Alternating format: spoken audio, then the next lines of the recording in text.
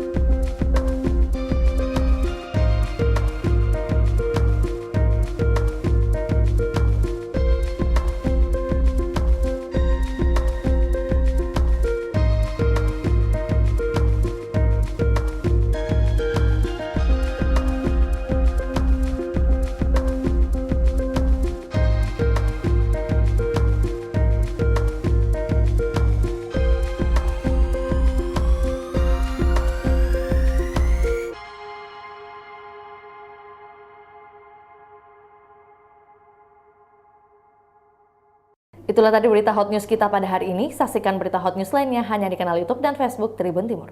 Terima kasih sudah nonton. Jangan lupa like, subscribe, dan share ya.